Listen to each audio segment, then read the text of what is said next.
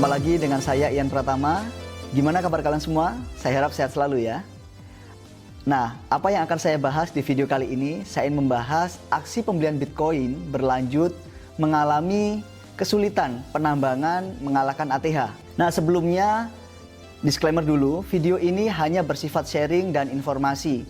Jadi tidak ada paksaan ataupun arahan kalian harus join di salah satu platform investasi manapun. Jadi kalian bebas menentukan platform investasi mana yang ingin kalian pilih. Dan saya tidak menerima yang namanya investasi titip dana. Jadi perlu kalian garis bawahi. Yang namanya investasi, saya tegaskan lagi, semua jenis investasi memiliki resikonya masing-masing. Jadi kalian pelajari lebih detail sebelum kalian memilih aset investasi yang akan kalian pilih. Dan bagi kalian yang baru nonton channel ini, jangan lupa untuk support channel ini dengan cara klik tombol subscribe serta klik tombol lonceng di pojok kanan atas agar setiap ada video baru yang saya upload kalian mendapatkan notifikasinya. Dan jangan lupa untuk like serta share video ini, semoga bisa bermanfaat untuk teman-teman kalian juga. Dan jangan lupa jika kalian ada pertanyaan ataupun saran seputar video ini, langsung aja tulis di kolom komentar yang ada di bawah. Oke? Kesulitan dalam menambang Bitcoin dan pasokannya yang semakin terbatas membuat aset digital semakin langka. Dan kemudian beberapa perusahaan besar ini membeli kemudian menahannya. Sehingga dalam beberapa bulan terakhir, Bitcoin mengambil peran baru sebagai kolateral dalam dunia digital. Sifat unik dari pertumbuhan dan kegunaan dalam keuangan global ini terus menarik entitas corporate. Menurut data on-chain, perusahaan-perusahaan ini mulai melakukan perlindungan untuk nilai masa depan mereka pada cryptocurrency yang memiliki potensi pertumbuhan yang lebih besar ke depannya. Kesulitan penambangan Bitcoin terus memuncak dengan pasokan tidak liquid semakin meningkat terus-menerus. Data on-chain menunjukkan bahwa tingkat hash Bitcoin sekarang berada di 199,82 hash. Dan kemudian tingkat kesulitan penambangan Bitcoin sekarang mencapai 28,59 triliun. Setelah penurunan yang signifikan pada tahun 2021, kesulitan penambangan telah pulih dan kembali ke level tertinggi baru sepanjang masa di tahun 2022. Kesulitan penambangan mengacu pada jumlah hash Bitcoin yang diharapkan dihasilkan oleh para penambang sebelum menemukan hash yang menang. Dengan nilai saat ini, penambang dapat membuat sekitar 28,59 triliun hash untuk menemukan hash yang benar dan menambang Bitcoin dengan sukses.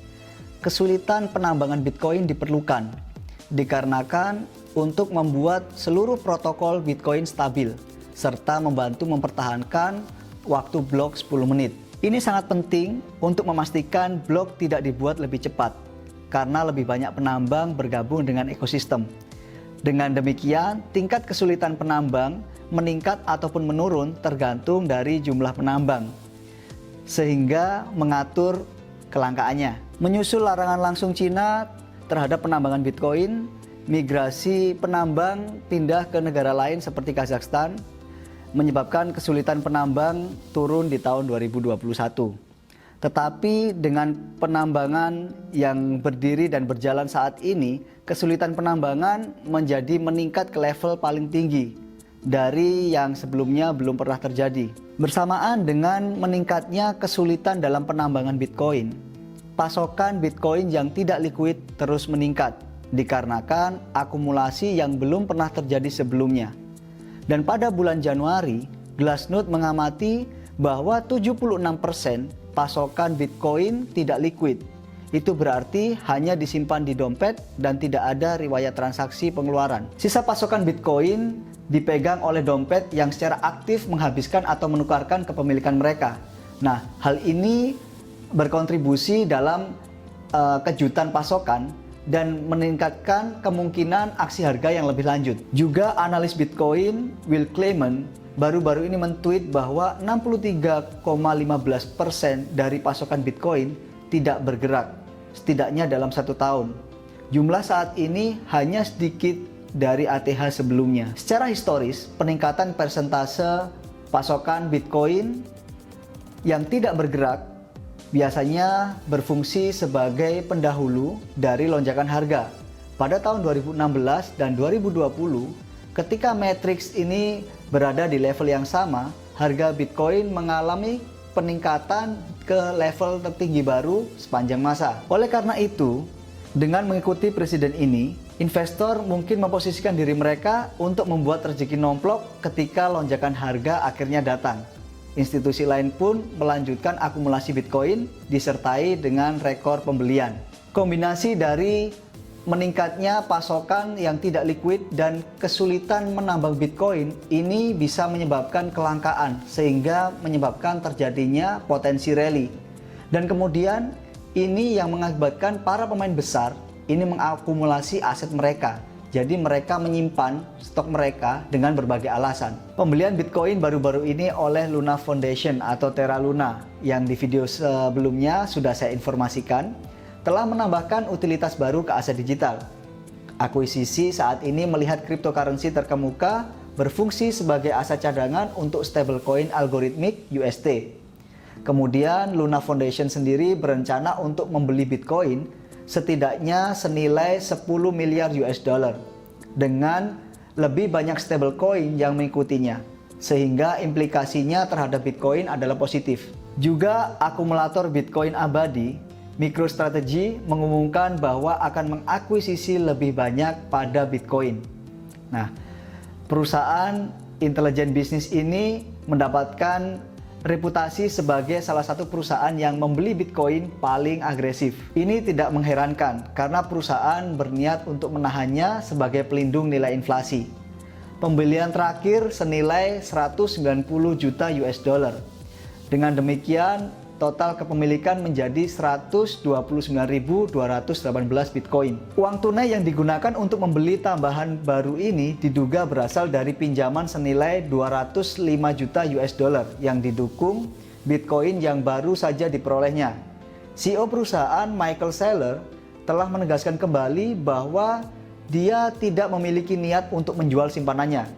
Ini juga memberi pertanda baik untuk Bitcoin di masa depan. Nah, kemudian yang terakhir, sanksi terhadap Rusia karena invasinya ke Ukraina dapat mengubah dinamika global terkait mata uang perdagangan. Zoltan Pozsar, ahli strategi pasar uang dan tarif kredit Swiss, baru-baru ini menerbitkan sebuah studi tentang perubahan yang memungkinkan akan dicanangkan. Dia beranggapan bahwa apa yang disebut inside money akan digantikan oleh outside money untuk mendukung nilai mata uang fiat. Jika ini terjadi, maka Bitcoin dan emas atau disebut outside money akan menggantikan obligasi pemerintah atau inside money. Ini akan membuat Bitcoin memiliki peran penting dalam keuangan global yang nantinya akan mengarah pada pertumbuhan dan adopsi teknologi. Nah, itu tadi seputar informasi perkembangan Bitcoin di masa depan. Semoga bisa membantu kalian dengan informasi yang saya sampaikan. Ya, jangan lupa juga kalian bisa mampir ke channel Instagram saya. Untuk linknya akan saya tulis di deskripsi. Untuk aktivitas sehari-hari dan informasi penting seputar perkembangan cryptocurrency akan saya sampaikan di sana. Dan sekali lagi disclaimer, dalam video ini hanya bersifat sharing dan informasi. Jadi tidak ada paksaan apapun untuk kalian harus join di platform manapun. Dan saya tidak menerima yang namanya investasi titip dana. Jadi kalian harus garis bawahi. Dan sekali lagi saya ingatkan, semua jenis investasi pasti memiliki resiko yang cukup tinggi.